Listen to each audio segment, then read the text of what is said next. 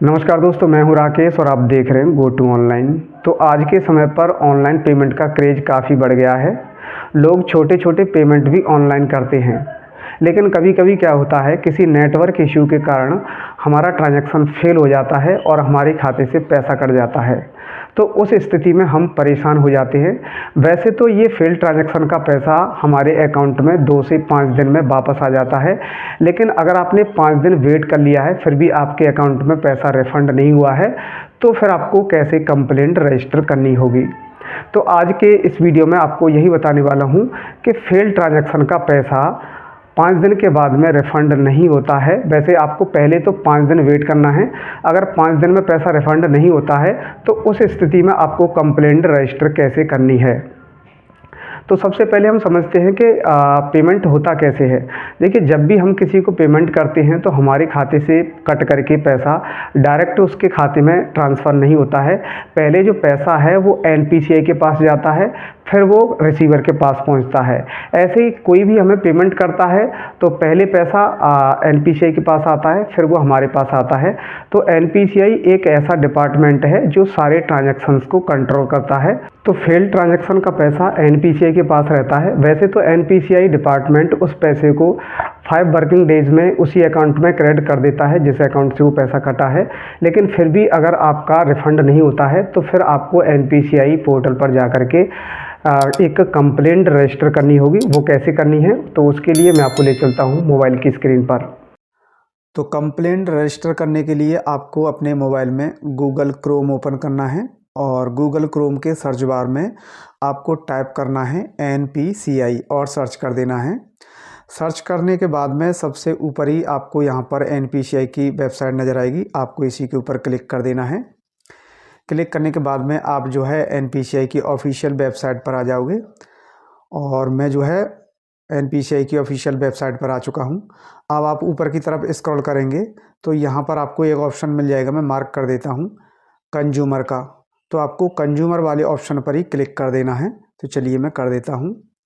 Click करने के बाद में फिर से नीचे नए ऑप्शन ओपन हो चुके हैं। तो यहाँ पर एक ऑप्शन है UPI कंप्लेंट, तो आपको UPI कंप्लेंट वाले ऑप्शन पर क्लिक कर लेना है। क्लिक करने के बाद में आप जो है इस वाले पेज पर आ जाओगे। अब आपको क्या करना है, आपको ऊपर की तरफ स्क्रॉल करना है और स्क्रॉल करने के बाद में यहाँ पर ऑप्शन नज़र आएगा आपको ट्रांजैक्शन का। तो आपको ट्रांजैक्शन वाले ऑप्शन पर क्लिक कर देना है। इसके बाद में अब देखिए यहाँ पर कई सारे कॉलम ओपन हो चुके हैं। तो सबसे ऊपर यहाँ पर एक ऑप्शन है सेलेक्ट नेचर ऑफ ट्रांजैक्शन। तो ड्रॉप डाउन में से आपको क्या करना है, यहाँ पर 2 ऑप्शन दिए हैं, पर्सन टू पर्सन और पर्सन टू मर्चेंट। तो जिस प्रकार का आपका ट्रांजैक्शन है वो यहाँ से आप सेलेक्ट कर लीजिए। अगर आपने किसी व्यक्ति को पेमेंट किया है तो पर्सन टू पर्सन पर आपको क्लिक कर देना है। अगर आपने किसी मर्चेंट को किया है यानी दुकानदार को किया है तो आपको पर्सन टू मर्चेंट पर क्लिक कर देना है। तो मैं यहाँ पर पर्सन टू पर्सन पर क्लिक कर देता हूँ। इसके बाद में अब देखिए यहाँ पर नया कॉलम है नीचे सेलेक्ट इश्यू टाइप। तो आपको ड्रॉप डाउन में से इश्यू टाइप सेलेक्ट कर लेना है। तो जो भी आपका इश्यू है वो यहाँ से आप सेलेक्ट कर लीजिए।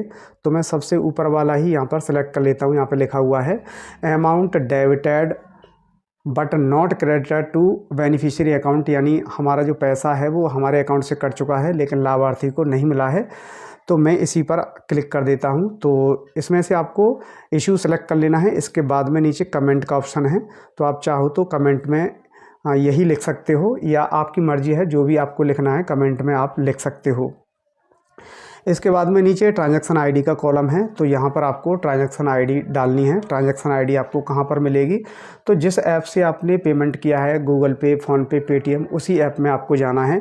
जैसे मान के चलिए मैं फ़ोनपे से पेमेंट किया है तो मुझे क्या करना है, फ़ोनपे में जाना है। तो मैं चलिए फ़ोनपे में आपको दिखा देता हूँ ट्रांजैक्शन आईडी कैसे देखनी है। तो ट्रांजैक्शन आईडी देखने के लिए आपको हिस्ट्री पर क्लिक करना है। तो मैं कर देता हूँ। इसके बाद में सारे ट्रांजैक्शन यहाँ पर शो हो जाएंगे।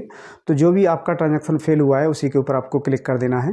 क्लिक करने के बाद में यहाँ पर आपको ट्रांजैक्शन आईडी दिख जाएगी। मैं मार्क कर देता हूँ। देखिए यहाँ पर लिखा हुआ है ट्रांजैक्शन आईडी। उसके सामने यहाँ पर कॉपी का एक ऑप्शन दिया है, आपको लॉन्ग प्रेस करना है इस वाले ऑप्शन पर। यहाँ से जो है ट्रांजैक्शन आईडी कॉपी हो जाएगी। तो मैं लॉन्ग प्रेस करता हूँ और ट्रांजैक्शन आईडी यहाँ से कॉपी हो चुकी है। तो चलिए, मैंने ट्रांजैक्शन आईडी को यहाँ से कॉपी कर लिया है और जाते हैं फिर से उसी पोर्टल पर। इसके बाद में आपको ट्रांजैक्शन आईडी वाले कॉलम पर लॉन्ग प्रेस करना है। लॉन्ग प्रेस करने के बाद में और यहाँ पर आपको ट्रांजैक्शन आईडी को पेस्ट कर देना है। तो चलिए मैं यहाँ पर ट्रांजैक्शन आईडी को पेस्ट कर देता हूँ। तो हमारी ट्रांजैक्शन आईडी यहाँ पर पेस्ट हो चुकी है। इसके बाद में सेलेक्ट बैंक नेम, ये तो यहाँ पर आपको अपनी बैंक का नाम जो है सेलेक्ट कर लेना है, जो भी आपका बैंक है। तो चलिए मैं कोई भी बैंक यहाँ से सेलेक्ट कर लेता हूँ। इसके बाद में आपको इस वाले कॉलम में यूपीआई आईडी डालनी है। तो यूपीआई आईडी आपको कैसे देखनी है, तो जिस ऐप से आपने पेमेंट किया है, गूगल पे, फ़ोनपे, पेटीएम, उसी ऐप में आपको जाना है। तो चलिए मैं जाता हूँ जैसे फ़ोनपे में। तो चलिए मैं फ़ोनपे में आ जाता हूँ और इसके बाद में आपको जो है फ़ोनपे की प्रोफाइल में जाना है। प्रोफाइल में जाने के बाद में यहाँ पर देखिए यूपीआई आईडी यहाँ पर आपको मिल जाएगी। तो यूपीआई आईडी को यहाँ से आपको नोट कर लेना है। नोट करने के बाद में यही यूपीआई आईडी आपको जो है इस वाले कॉलम में डाल देनी है, यूपीआई आईडी वाले कॉलम में। यूपीआई आईडी डालने के बाद में यहाँ पर आपको अमाउंट भरना है, जितना अमाउंट आपका कटा है। इसके बाद में यहाँ पर डेट ऑफ ट्रांजैक्शन, यानी आपको ट्रांजैक्शन की डेट यहाँ पर एंटर करनी है। इसके बाद में नीचे कॉलम है मेल आईडी का, तो आपको मेल आईडी वाले कॉलम में मेल आईडी भर देनी है। तो यहाँ पर कॉलम दिया है मेल आईडी का, तो आपको अपनी मेल आईडी डाल देनी है। इसके बाद में रजिस्टर मोबाइल नंबर का कॉलम है, तो आपको वही मोबाइल नंबर डालना है जो आपके गूगल पे, फ़ोनपे, पेटीएम से लिंक हो। इसके बाद में एक नया ऑप्शन यहाँ पर आ रहा है चूज़ फाइल का। अब यहाँ पर आपको क्या करना है, यहाँ पर आपको एक फ़ाइल अपलोड करनी है। फ़ाइल में आपको क्या अपलोड करना है, आपको ध्यान से समझना है। देखिए, अगर आप नेट बैंकिंग यूज़ करते हैं तो आपको क्या करना है, नेट बैंकिंग के थ्रू अपना जो बैंक स्टेटमेंट है उसको डाउनलोड कर लेना है। डाउनलोड करने के बाद में आप उसको यहाँ पर अपलोड कर सकते हो। अगर आप नेट बैंकिंग यूज़ नहीं करते हैं तो फिर आपको क्या करना है, अपना जो बैंक अकाउंट का जो पासबुक है उसमें आपको एंट्री करवानी है और लास्ट के जो ट्रांजैक्शन हैं उनका एक फ़ोटो क्लिक करना है और उसको यहाँ पर अपलोड कर देना है। ठीक है, अपलोड करते समय आपको ध्यान रखना है फ़ाइल का जो साइज़ है वो 2 MB से ज़्यादा नहीं होना चाहिए। तो यहाँ पर देखिए लिखा हुआ है file must be less than 2 MB, यानी जो भी फाइल आप अपलोड करें उसका साइज़ जो है 2 MB से छोटा होना चाहिए, तभी जो फाइल है यहाँ पर अपलोड होगी। और फाइल का जो टाइप है वो भी आपको ध्यान में रखना है।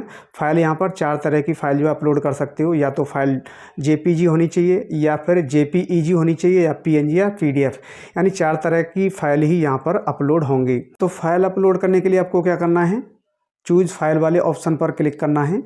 इसके बाद में आपको अपनी गैलरी में जाना है और गैलरी में से अपना जो स्टेटमेंट है या फिर बैंक पासबुक का फ़ोटो है, यहाँ से आप उसको चूज़ कर लीजिए। चूज़ करने के बाद में आपको क्या करना है, नीचे सबमिट वाले ऑप्शन पर क्लिक कर देना है। तो सबमिट पर क्लिक करते ही आपकी जो कंप्लेंट है वो यहाँ से रजिस्टर हो जाएगी। फिर आपको 24 से 48 घंटे वेट करना है। 24 से 48 घंटे में आपका पैसा आपके अकाउंट में रिफ़ंड कर दिया जाएगा। तो इस तरह आप फेल ट्रांजैक्शन के लिए कंप्लेंट रजिस्टर कर सकते हो। वीडियो आपको पसंद आया हो तो वीडियो को लाइक करके चैनल को ज़रूर सब्सक्राइब करके जाएँ। फिर मिलता हूँ नेक्स्ट वीडियो में, तब तक के लिए गुड बाय।